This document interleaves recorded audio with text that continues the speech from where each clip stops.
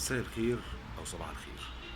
النهارده يمكن حد من الأصدقاء قال لي بدل ما أنت تستنى إن يكون تطلع على التلفزيون أو تشرح حاجة اقتصادية، ليه ما تعملش حاجة زي فقرات صغيرة على اليوتيوب أو على الفيسبوك. بصراحة كانت جديدة عليّا، يمكن جيلي ما يعرفش الكلام ده، فبالتالي قُلت أجرّب.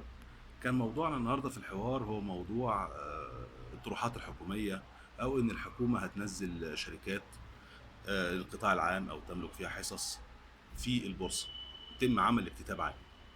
طبعًا ناس كتير اتكلّمت على إن الموضوع ده يعتبر خَصخَصة، ومش فاهم كلمة الخَصخَصة جات منين. يعني في أنواع كتير من الخَصخَصة، يمكن أسوأها اللي اتعمل قبل ثورة 25 يناير، وهي فكرة إن أنت تبيع حاجات ناجحة أو تبيع شركات كبيرة لمستثمر كبير وبسعر رخيص.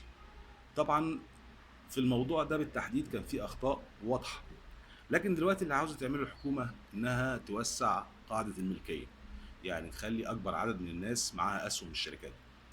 فاللي بيقول خصخصة، طب ما تيجي نشتريها إحنا، أكبر عدد مننا يشتري الأسهم اللي هتنزّلها الحكومة.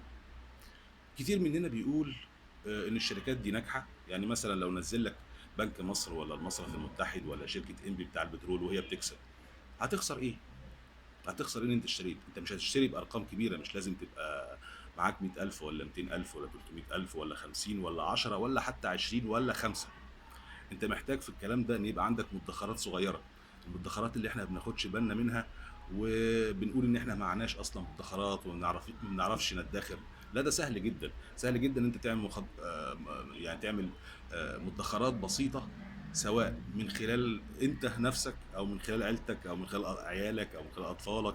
ببساطة، أنت بتقول إن الجنيه اللي إحنا ماسكينه ده ما لوش قيمة.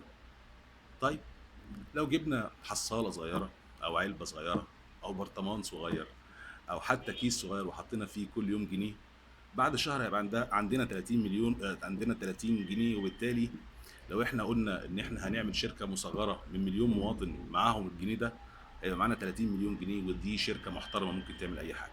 طبعا احنا ما بنتكلمش إن أنت تعمل شركات أو تدخل في الشركات، شركات موجودة والحصص موجودة وهتنزل البورصة أو هتنزل الاكتتاب.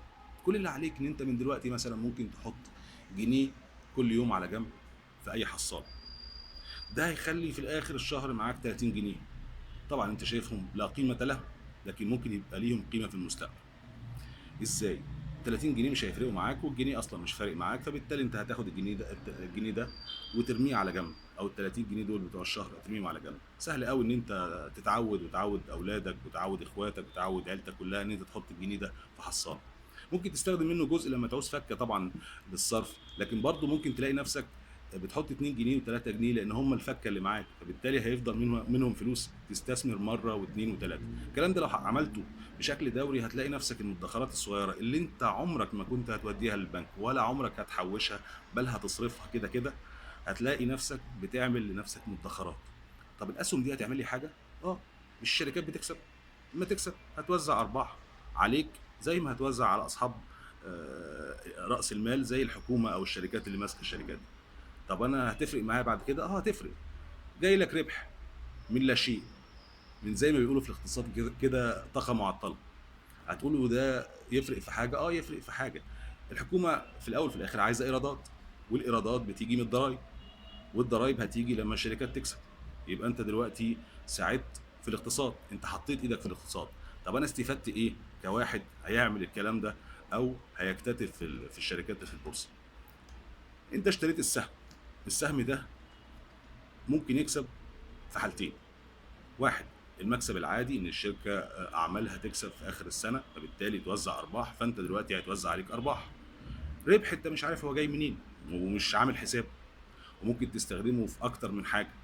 ممكن عاوز تتبرع بيه تتبرع بيه، عاوز تخليه في حسابك اتفضل، عاوز تدفع بيه حتى فاتوره التليفون هتدفع لان انت هينزل في حسابك، او هتلاقيه في اخر السنه حاجه زياده تستفيد بيها. طبعا مع تطور وان انت تطور مدخراتك، ده هيعمل رقم كويس قوي تقدر تفيد بيه نفسك واولادك في المستقبل. مش هقول لك ان هو تامين، لكن على الاقل هو موجود، وجزء منه ممكن يشيل المسؤوليه عنك خصوصا بعد الاحوال الاقتصاديه اللي احنا فيها. طيب استفادة الحكومة من ده إيه؟ هي دلوقتي بدل ما تبقى عليها عبء إن هي عندها رؤوس أموال كتيرة حطها في شركات، هي بتقلل العبء ده وتاخد الفلوس دي يا إما تصرف بيها على مجالات أخرى، يا إما تقلل عجز الموازنة يعني بتقلل الديون. فبالتالي في الحالة دي الكل كسبان، بدل ما احنا نقعد نقول أصل خصخصة.